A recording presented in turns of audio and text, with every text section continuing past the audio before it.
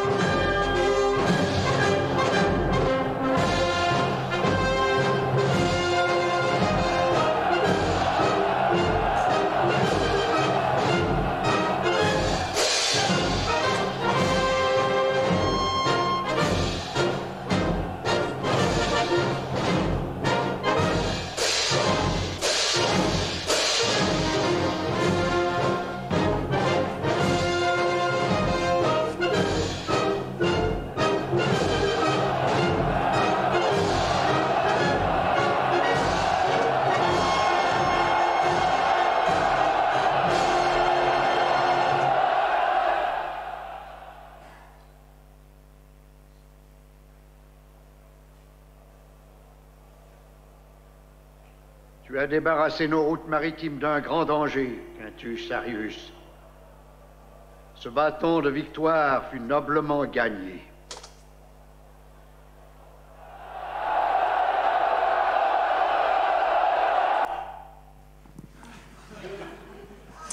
Ça vous donnera peut-être envie de voir la suite.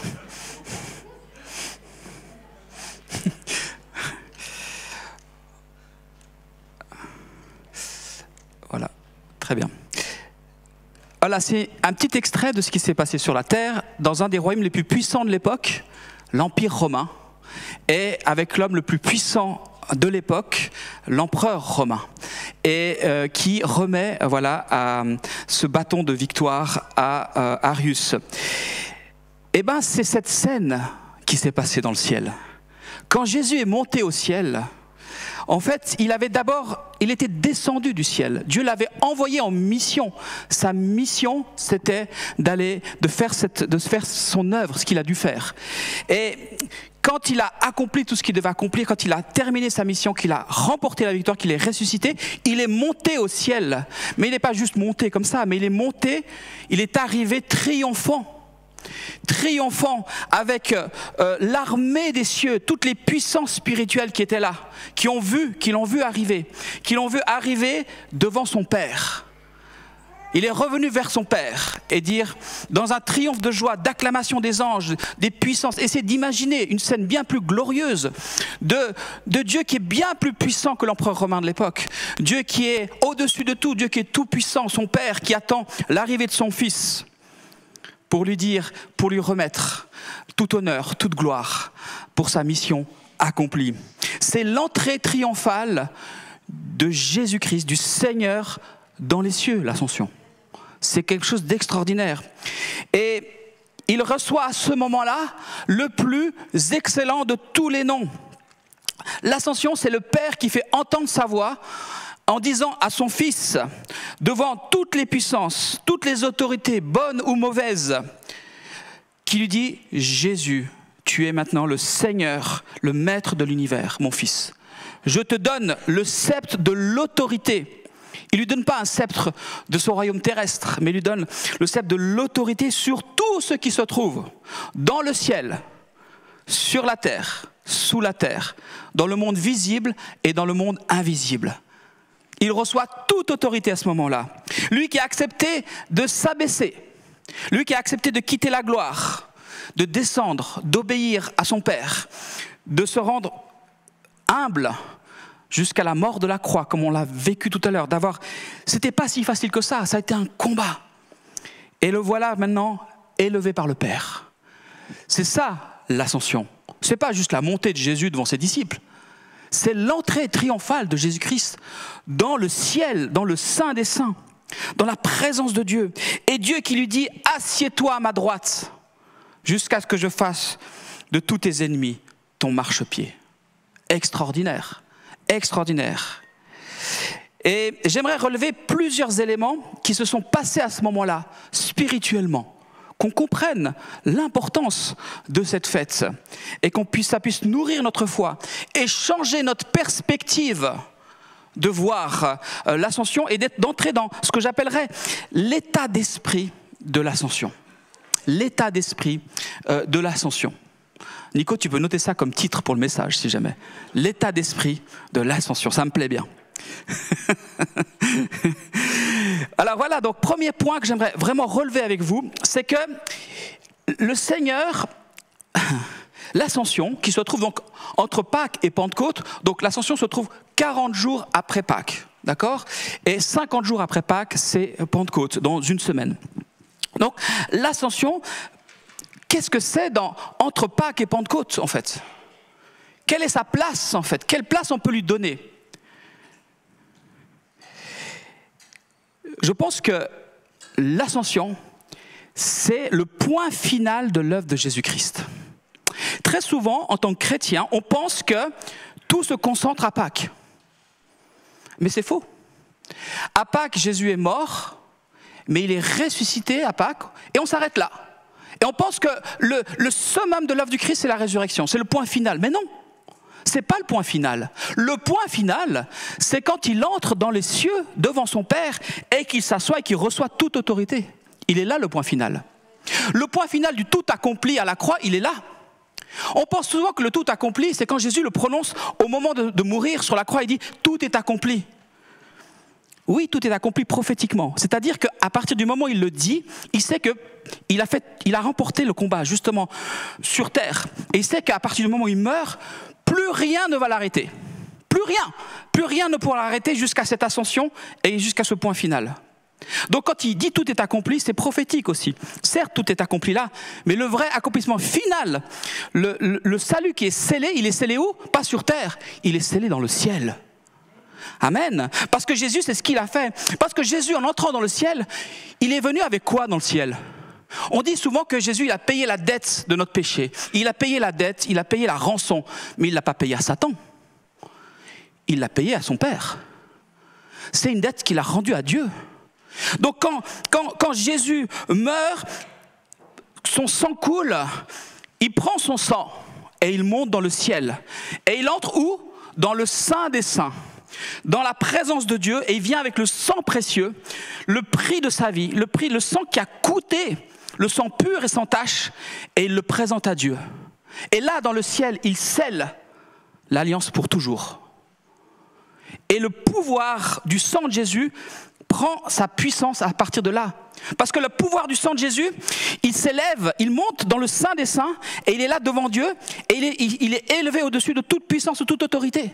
Vous comprenez la force de ce qui s'est passé à l'Ascension. Jésus, c'est le souverain sacrificateur par excellence. Vous savez que le souverain sacrificateur, dans l'Ancien Testament, c'était quoi le rôle du souverain sacrificateur? C'était d'offrir des sacrifices à Dieu et d'intercéder pour le salut du peuple.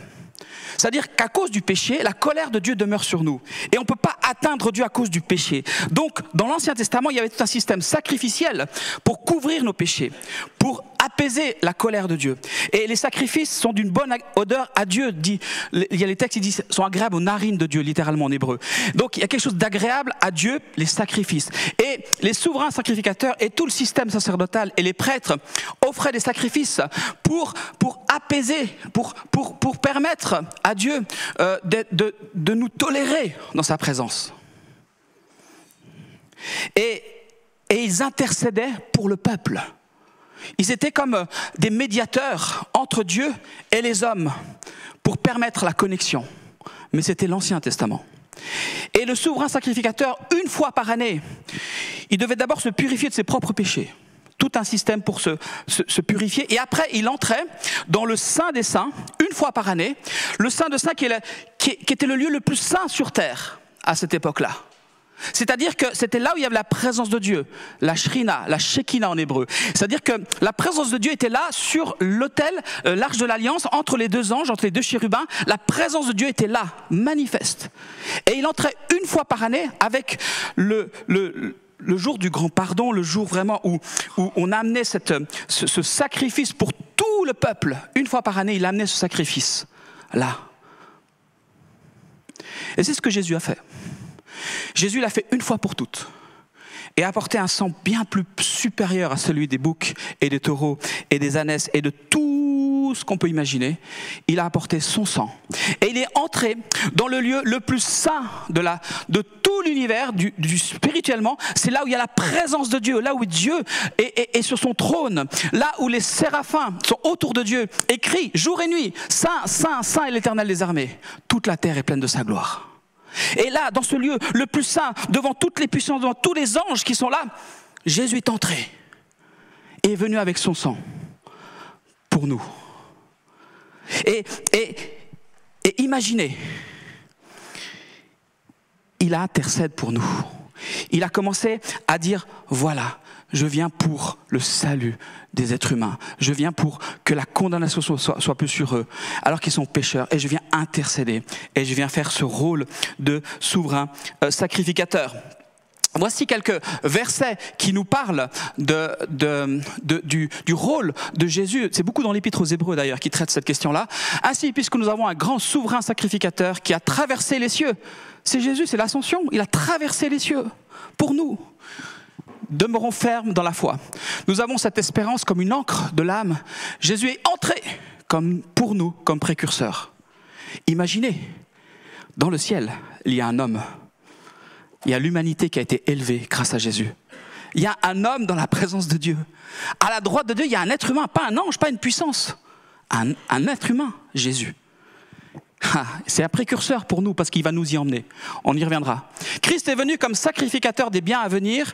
Il est entré une fois pour toutes dans le lieu très saint. Le lieu très saint, c'est le ciel, c'est l'ascension.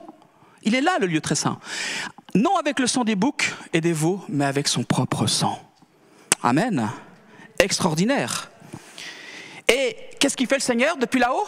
Il intercède pour nous. Son sacrifice est toujours efficace aujourd'hui, est toujours en travail. Christ est mort, bien plus, il est ressuscité. Il est à la droite de Dieu, ça c'est l'ascension. Et il intercède pour nous, pour toi, pour moi. Extraordinaire. Extraordinaire.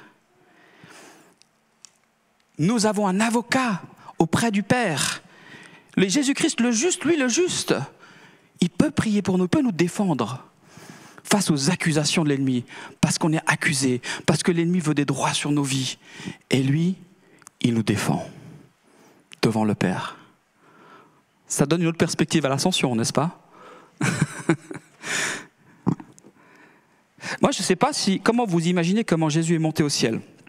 Moi, j'essaie de m'imaginer, ce n'est pas dit dans le texte, donc c'est dans le texte de Acte 1, vous pourrez lire. Il est avec ses disciples. Il pose sa main sur eux, j'imagine. Hein. Il est avec ses disciples là, c'est le dernier moment, ils se font des hugs peut-être. Ils sont désespérés, les disciples. Ils disent, mais on t'a à peine retrouvé et tu pars déjà? Ça doit être terrible. Mais en même temps, voilà, Jésus leur avait dit, je vais envoyer ce que le Père a promis. Et voilà, sans doute qu'il les a bénis, il a posé sa main sur leur tête, il a posé la main sur leur épaule, en signe de fraternité.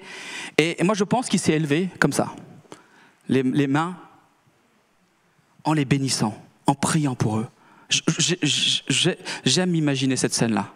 Il est monté au ciel comme ça, en les bénissant. Et il est toujours dans le ciel, les bras comme ça, en train de nous bénir, en train de prier pour nous, en train d'intercéder pour nous. Il est de notre côté. Il est avec nous. Gloire à Dieu. Et on peut dire que l'ascension, c'est vraiment le summum de l'œuvre. Il a scellé l'alliance pour que plus rien nous sépare de Dieu. Je veux dire, avec l'ascension, c'est le point final. Il n'y a plus rien qui peut nous empêcher d'être séparés de l'amour de Dieu. Plus aucune puissance, puisque son sang et son autorité a été au-dessus de toutes les puissances. Il n'y a plus rien qui peut se placer entre nous et Dieu.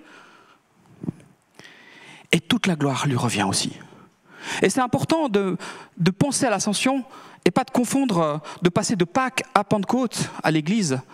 Parce que l'œuvre du Christ n'a rien à voir avec l'œuvre de l'Église, ce que nous faisons. L'œuvre du Christ est parfaite. Bien sûr que nous sommes appelés à faire les œuvres du Christ, mais ce que Christ a fait, personne ne peut le faire. Aucun membre de l'Église, aucune personne, aucun être humain n'a pu faire ce que Christ a fait. Et c'est important qu'il y ait vraiment cette Pentecôte, cette ascension qui marque vraiment une césure, un point final à l'œuvre du Christ. Deuxième donnée qui nous fait entrer dans l'état d'esprit de l'ascension. Jésus, il monte au ciel et il dépose son sang sur l'autel céleste. Et grâce à ça, qu'est-ce qu'il peut faire? Il nous permet d'avoir accès au Saint-Esprit. C'est la grande différence entre l'Ancien et le Nouveau Testament, c'est que le Saint-Esprit peut être en nous maintenant. Et le Saint-Esprit est descendu à Pentecôte dans l'Église, mais il peut descendre. Alors je vous donne une image qui peut nous aider, une analogie, pour bien comprendre ce qui s'est passé. Il faut s'imaginer que Dieu est au ciel. Donc le ciel, c'est pas forcément après Mars et Neptune et Vénus, c'est pas le cosmos, c'est immense, c'est dans le monde spirituel. Vous comprenez? Le monde spirituel, on est dans le monde matériel. Je fais un pas, je suis dans une autre dimension, je suis dans le monde spirituel. Vous êtes d'accord, hein? Ça, juste pour, je sais qu'il y a un physicien ici. Il faut que je fasse attention à ce que je dise, mais il y a des profs ici. Mais c'est un autre monde, le monde spirituel. C'est pas un monde comme le monde matériel. Donc, quand on dit qu'il est monté, c'est l'élévation, mais c'est cette idée que quelque part, dans le monde spirituel, il y a le trône de Dieu. Vraiment, l'endroit le plus saint, c'est là où est Dieu. Et dans ce monde-là, il n'y a pas de péché. Il y a le royaume de Dieu, la volonté de Dieu est parfaite. Et nous sommes sur terre. Et nous avons été créés à l'image de Dieu. Nous étions en connexion avec Dieu, mais cette connexion a été coupée entre le monde spirituel et le monde physique. Même si nous sommes créés à l'image de Dieu, nous sommes pécheurs. Alors qu'est-ce qui se passe? Entre le ciel et la terre, pour imager, il y a les nuages, où il y a quelque chose qui est là, qui est en fait, entre ces deux mondes, il y a le monde de Satan et ses anges. Et il y a une opposition, ils sont là pour faire opposition à cette reconnexion entre le spirituel, entre Dieu et nous. Et quand nous prions, c'est comme s'il y a un mur qui verrouille. Et le diable nous accuse, il dit, mais tu ne peux pas accepter leurs prières. Ils sont pécheurs. Tu ne peux pas écouter leurs prières. Et nos prières butent contre cette opposition, contre ce mur, contre ces nuages de plomb, je ne sais pas comment, ce mur, ce dôme de verre. Mais qu'est-ce que Jésus a fait? Jésus est sans péché. Rien n'a pu le retenir. Et quand il s'est élevé dans le ciel, il a éclaté. Il a éclaté ce mur. Il a ouvert une voie entre le ciel et la terre, une connexion entre le ciel et la terre. Il a, je vais utiliser un mot fort, défoncé l'argumentaire de l'ennemi, qui accusait à ce moment-là, qui disait, mais il ne pouvait rien accuser Christ. Donc il a traversé toutes ces puissances de l'air, toutes ces puissances spirituelles, et il est passé au-dessus d'eux, et il s'est assis sur le trône. Il a ouvert un chemin, un accès auprès du Père. Et il n'y a que lui qui peut faire ça, il n'y a personne d'autre, il y a un seul chemin, une seule voie. Et il a ouvert un canal qui est maintenant ouvert en lui. Et tous ceux qui croient en lui, tous ceux qui s'adressent par Jésus-Christ, qui croient en Jésus-Christ, peuvent atteindre le Père. Nos prières maintenant, alléluia, elles peuvent percer le ciel. Alléluia, c'est extraordinaire. Et celui qui croit en Jésus, non seulement ses prières peuvent percer, mais Jésus peut envoyer son esprit. Alléluia, et ça va dans les deux sens. Maintenant c'est ouvert pour que le Saint-Esprit descende, et c'est ce qu'il a fait. Il a dit: je vous enverrai mon esprit, et l'ascension a ouvert la voie pour que le Saint-Esprit descende. Sans l'ascension il n'y a pas le Saint-Esprit, et le Saint-Esprit nous remplit, et ce canal est un canal qui nous baptise de l'Esprit. C'est un canal où Dieu déverse ses dons, donne les dons spirituels. C'est un canal aussi où Dieu nous remplit de son esprit et déverse les fruits de l'esprit dans nos vies. C'est un canal où Dieu va donner les ministères. Dieu a dit que les ministères, apôtres, prophètes, pasteurs, docteurs, évangélistes, tous ces ministères-là sont des dons de Dieu, que Dieu a donné à des hommes. Dieu a choisi des hommes, et Dieu envoie par ce canal-là des ministères pour le perfectionnement de l'Église, pour le perfectionnement des saints, pour la construction du corps spirituel qu'est l'Église. Merci Seigneur. Quelle grâce! Quelle grâce! Merci pour les ministères, merci pour l'Église, merci pour tes dons. Et Dieu veut donner. Dieu veut donner. Dieu veut envoyer. Tout est là, tout est ouvert.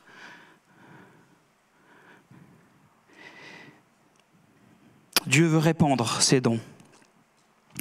Troisième donnée qui nous fait entrer dans l'état d'esprit de l'ascension, je vais relever quelque chose qui s'est produit aussi à l'ascension, qui est fondamental, c'est la notion d'autorité. C'est-à-dire que il y a le sang de Jésus que Jésus apporte vraiment, ce canal ouvert, le Saint-Esprit qui descend, mais il y a aussi Jésus reçoit toute autorité. Quand il est dit qu'il s'assoit sur un trône, vous savez très bien que les rois et les reines s'asseyaient sur des trônes. C'est un symbole qui veut dire puissance, autorité, pouvoir. C'est le symbole de ça, c'est le symbole aujourd'hui on a des présidents, on a des responsables, on n'a plus des rois et des reines avec des couronnes qui symbolisent tout cela, mais c'est toujours le même principe, c'est des gens qui ont reçu un pouvoir pour exercer, une autorité à exercer. Et Jésus à l'ascension, il a reçu cette autorité, cette puissance, puisqu'il s'est assis à la droite de son Père sur le trône. Et dans Éphésiens, on va lire ce passage. On a lu ce passage lors de la soirée dans la présence de Dieu. Et je vous invite à y venir. Parce que vraiment, c'est des moments où le ciel est ouvert. Où on prie sur ces versets. On prend le temps. Parce que des fois, on n'a pas toujours le temps le dimanche matin. Mais venez à ces rencontres. C'est important. C'est important il se passe des choses, vraiment. Si vous voulez aller plus loin, si vous voulez être dans l'esprit de l'ascension, venez dans la présence de Dieu. Que ce soit chez vous ou à nos rencontres. Je ne cesse de rendre grâce pour vous, je fais mention de vous dans mes prières, afin que le Dieu de notre Seigneur Jésus-Christ, le Père de gloire, vous donne un esprit de sagesse et de révélation qui vous le fasse connaître, qu'il illumine les yeux de votre cœur, afin que vous sachiez quelle est l'espérance qui s'attache à son appel et quelle est la glorieuse richesse de son héritage. Retenez ça, la glorieuse richesse de cet héritage au milieu des saints. Quelle est la grandeur surabondante de sa puissance envers nous qui croyons selon l'action souveraine de sa force. Il l'a mise en action dans le Christ, en le ressuscitant d'entre les morts et en le faisant asseoir à sa droite dans les lieux célestes. Pâques et ascension, ça va ensemble comme je vous le disais. C'est pas tout est à la résurrection. Non, il l'a fait asseoir à sa droite dans les lieux célestes, au-dessus de quoi? De toute principauté, autorité, puissance, souveraineté, et au-dessus de tout nom qui peut se nommer, non seulement dans le siècle à présent, mais encore dans les siècles à venir, c'est-à-dire pour toujours. Et il a tout mis sous ses pieds, et l'a donné pour chef suprême à l'Église. Il a donné Christ comme chef suprême à l'Église, qui est quoi? Son corps. Nous sommes le corps de Christ. Vous imaginez? On est le corps de Christ. Qui c'est qui a reçu toute autorité? Ce n'est pas nous, c'est Christ. Mais nous sommes son corps. Donc nous sommes au bénéfice de son autorité. Et Dieu a donné à son Fils, et son Fils nous la donne. C'est comme ça que ça marche. Imaginez, il y a des puissances bien plus anciennes que nous dans le monde spirituel, des pouvoirs et des autorités, bien plus anciennes que nous, bien plus puissantes que nous. Et nous sommes le corps du Christ, donc nous sommes au-dessus de ces puissances. Vous imaginez l'humiliation pour ces puissances qui se disent, mais waouh, comme elles doivent être en colère contre nous. Les mauvaises, hein, pas les bonnes. Les bonnes puissances, les anges, sont admiratifs, essaient de comprendre ce qui se passe. Mais Dieu nous a donné à toi, à moi, cette position. Parce que tu es le corps du Christ. Pas parce que tu la mérites, juste parce que tu es le corps du Christ. Et si tu es le corps du Christ, et même si tu es dans le corps du Christ, la partie la plus basse du corps du Christ, c'est-à-dire le pied, tu es au-dessus de ses puissances. Même si tu es le gros orteil ou le petit orteil, tu es au-dessus de ses puissances. Arrête de te regarder comme un petit orteil. Regarde-toi comme au-dessus de ses puissances. C'est extraordinaire, n'est-ce pas? Et ça, c'est pas réservé à une élite, on y reviendra. Moi, je trouve ça complètement fou. Je ne sais pas si vous partagez mon enthousiasme ce matin, j'espère. Petite analogie avec la police. J'espère que vous n'avez pas de problème avec les policiers. C'est pas une amende dernièrement. Si, moi aussi. Le policier est au bénéfice de l'autorité qui lui est conférée par quoi? Par le corps de police. Vous savez que dans la façon de penser des policiers, moi j'ai appris ça parce que mon beau-frère vient de finir l'école de police. Il va être assermenté bientôt. Et il m'a parlé, il m'a dit c'est le corps de police. Je dis ah bon? Vous dites ça comme ça? Oui, c'est le corps de police, c'est un corps. Et il y a plusieurs corps de police d'ailleurs. Donc, le policier, il est au bénéfice d'une autorité parce qu'il fait partie de ce corps de police. Il n'est pas au bénéfice de cette autorité parce qu'il est meilleur qu'un autre policier, plus exemplaire, ou parce qu'il a bien réussi l'académie de la police, en se disant « j'ai eu la meilleure note de tous mes camarades ». Il n'a pas plus d'autorité que les autres. Mais parce qu'il fait partie du corps de police, ça ne dépend pas de lui, il est au bénéfice de cette autorité. Alors, comment ça se traduit, déjà symboliquement, cette autorité? Déjà par une tenue, vous êtes d'accord, hein? On les voit bien, on les reconnaît. Ils ont une tenue qui est liée à leur corps de police, avec une couleur bien particulière, et même des écussons, suivant aussi leur grade, suivant qu'ils sont dans le corps de police. Et voilà, et qu'est-ce qu'ils ont aussi de particulier? Ils ont une arme. Ils ont le droit de porter une arme. Parce que non seulement ce symbolisme dans leur tenue, mais comment ils exercent leur autorité, quels sont leurs pouvoirs, c'est qu'ils ont le droit de porter une arme et de l'utiliser. C'est assez dissuasif, vous êtes d'accord, hein? Donc, quand il arrête quelqu'un dans la rue et qu'il vous demande votre carte d'identité, vous exécutez. Parce qu'il a ce pouvoir-là. Allez, samedi prochain, faire vos courses, ou là, bientôt, allez arrêter les gens dans la rue et demandez leur carte d'identité. Regardez s'ils vont vous la donner. Ils ne vont pas vous la donner, ils vont vous rire au nez. Donc, il est au bénéfice d'une autorité. Et c'est pas parce que il est meilleur qu'un autre. Et nous-mêmes, est-ce que vous êtes conscients que vous faites partie du corps de Christ? La Bible dit que nous avons revêtu Christ, nous avons une tenue dans le monde spirituel. Une tenue qui nous distingue. Et nous avons une place, une autorité qui nous est déléguée et qu'on peut exercer ou pas. Parce que beaucoup de chrétiens pensent que cette autorité est réservée à une élite. Ça c'est pour le SWAT, ça c'est pour tel groupe. À une élite, à des élus, à des ministères. Mais non, à partir du moment où vous faites partie de ce corps-là, vous en faites partie. Revenons à l'épître aux Éphésiens, toujours dans le passage, dans les chapitres 2, il est dit que, au verset 6, il nous a ressuscités ensemble, donc en esprit, on est ressuscités, il y aura une résurrection corporelle, ensemble, et fait asseoir ensemble dans les lieux célestes en Christ Jésus. Vous avez vu, il y a les mots ensemble. C'est pour tous, c'est pas pour une minorité. j'aimerais vous rendre attentif qu'on a une ascension à vivre, spirituellement. Amen. Dieu veut nous inviter à voir plus grand. Dieu veut nous inviter à monter dans les hauteurs avec lui. Parfois, on se voit encore pécheur et on ne se sent pas digne d'exercer cette autorité. Mais est-ce que vous croyez qu'un policier est parfait quand il exerce son autorité de policier? Bien sûr que non. Alors, on attend quand même des policiers qu'ils incarnent un petit peu les valeurs qu'ils véhiculent. Bien sûr que, parce qu'ils font régner l'ordre, on attend un petit peu une certaine exemplarité, comme aussi du monde politique. Mais nous savons très bien de quoi est fait la patte humaine. Nous savons très bien qu'il y a encore des zones d'ombre aussi à travailler. Mais cela n'empêche pas le policier d'exercer cette autorité déléguée et de le faire lorsqu'il est en fonction. Alors pour nous-mêmes, ne nous laissons pas accuser par l'ennemi qui dit « mais tu ne peux pas exercer cette autorité, tu n'es pas digne ». On a quelqu'un qui intercède pour nous auprès du ciel. Alléluia. Amen. Ah, merci Seigneur de ce que tout vient de toi. C'est toi qui donnes. Mais Dieu ne va pas le faire à notre place. C'est à nous de l'exercer, cette autorité. Est-ce que vous aimez prendre des coups? Parce que je vous assure qu'en face, le camp de l'ennemi, s'il peut nous bourrer de coups, il va le faire. Il va le faire. Il ne va pas hésiter une seconde.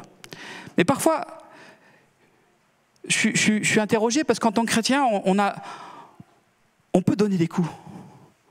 On a l'autorité de le faire. Et on se laisse prendre des coups. Et on prend coup sur coup, alors que lui, il ne se gêne pas en face. Et après, on se dit, mais oh, Seigneur, je passe par une épreuve. Encore cette épreuve, mais est-ce que c'est toujours une épreuve que le Seigneur permet? Ou est-ce que le Seigneur ne te dit pas des fois, hé, t'as une arme à ton ceinturon là, vas-y, sors-la, exerce-la. Dieu ne va pas faire à notre place. C'est une autorité qu'on peut exercer ou non, tout simplement. Et le Seigneur nous y invite. Alors j'aimerais ce matin vraiment nous stimuler pour nous élever, pour exercer ce que le Seigneur nous a donné. Je termine en disant qu'est-ce que l'ascension? J'aimerais redonner quelques pensées par rapport à ça et terminer avec ça. L'ascension, c'est l'acquisition définitive et éternelle de notre salut au ciel. C'est ce salut qui est scellé et que rien ne pourra nous séparer de Christ. C'est l'assurance, l'ascension que Dieu peut nous envoyer son esprit alors même que nous sommes encore pécheurs. L'esprit de Dieu cohabite avec notre péché, mais nous aide à le vaincre. C'est ça la différence entre un chrétien et un non-chrétien. On reste des pécheurs, mais maintenant nous avons un canal où le Saint-Esprit peut descendre et devenir notre coach. Si nous l'écoutons, pas seulement nous l'écoutons, si nous lui obéissons. Et si nous lui obéissons, c'est l'assurance que nous pourrons aller de gloire en gloire, de victoire en victoire sur le péché. C'est l'assurance que nous sommes cohéritiers avec Christ et que nous sommes assis dans les célestes et que nous pouvons exercer cette autorité qu'il nous donne sur le pouvoir du mal, sur les esprits mauvais. C'est l'assurance de nous détacher de notre héritage adamique et nous faire entrer notre héritage en Christ, spirituel. L'état d'esprit de l'ascension, c'est l'état d'esprit de l'élévation. On ne quémande plus, on prend. On ne se lamente plus, on chante de joie. Je ne sais pas pour ceux qui ont des enfants, mon fils le matin quand il prend le petit déjeuner, il ouvre le frigo, il prend le lait, il se sert un verre de lait. Pourtant, il n'a pas payé une seule seconde cette brique de lait. Il n'a rien fait pour la mériter, cette brique de lait. Et il sifflote, il est détendu, il est heureux, et il se sert ce bon verre de lait. Et des fois, parce qu'il est fils, il est filiation, il est mon fils. Et il n'a pas mérité une seule seconde ça, mais parce qu'il est mon fils, il a le droit de prendre cette brique de lait chez moi. Il aura de se servir. Des fois, j'aimerais leur rappeler qu'on est quand même chez nous. Des fois, il faut remettre des règles. Pas leur... Parce qu'ils pensent que tout leur appartient et que tout est gratuit. Mais il peut exercer ça parce qu'il est fils. Soyons des fils et des filles. Entrons dans la mentalité de l'ascension. Prenons, saisissons ce que le Seigneur nous donne. Ayons cette mentalité. Vous savez, la mentalité, c'est quelque chose qui s'apprend petit à petit. Dans une écoute, dans une relation à Dieu, en entrant dans notre statut de fils et de fille. Et ça prend du temps. C'est un changement de mentalité. Le Saint-Esprit va nous y aider. Et nous allons passer de l'héritage en Adam à l'héritage en Christ. Amen. Et tout cet héritage néfaste, tous ces liens générationnels, tout ce qui est du passé, va disparaître de plus en plus. Et nous entrerons dans la vraie liberté des enfants de Dieu. La liberté de se servir dans le frigo un verre de lait. Je vous laisse ça comme méditation. Ou un verre d'autre chose. Pas de soda, c'est mauvais pour... La véritable liberté des enfants de Dieu, c'est pas de sauter, de courir le dimanche matin pendant un chant qui bouge. Il faut arrêter avec ça. La vraie liberté des enfants de Dieu, c'est la liberté sur le péché, sur le mal, de tout ce qui nous empêche d'être heureux. La vraie liberté des enfants de Dieu, c'est de se réjouir plutôt que de céder à la tristesse. La vraie liberté, c'est d'aimer quand on ne peut plus aimer. La vraie liberté, c'est de pardonner quand on n'arrive pas à pardonner. La vraie liberté, c'est de croire quand on doute. C'est ça la liberté des enfants de Dieu. C'est à ça que Dieu nous appelle. C'est la liberté de bénir au lieu de critiquer. C'est la liberté de ne plus être esclave de nos addictions. C'est la liberté d'être plus soi-même, dans la diversité dans laquelle Dieu nous a créés, libre du regard des autres et du jugement des hommes. Amen. Seigneur, merci pour cette liberté que tu nous offres à l'Ascension, qui a été chèrement payée, qui a été durement payée. Puissions-nous recevoir ce matin une nouvelle révélation de ce que représente l'Ascension. Merci Seigneur. Tu nous invites à ressusciter avec toi, mais tu nous invites aussi à nous élever avec toi. Fais-nous entrer dans une nouvelle mentalité. Merci parce que conversion, c'est métaionoia en grec, c'est changement de mentalité. C'est ça la vraie repentance. C'est pas demander pardon, mais c'est d'entrer dans une nouvelle mentalité où on est libre du péché et on exerce notre autorité avec force. Et où on va de gloire en gloire jusqu'à te ressembler, Jésus, jusqu'à devenir à la stature parfaite du Fils, de l'homme parfait qui est dans le ciel, notre modèle. Amen.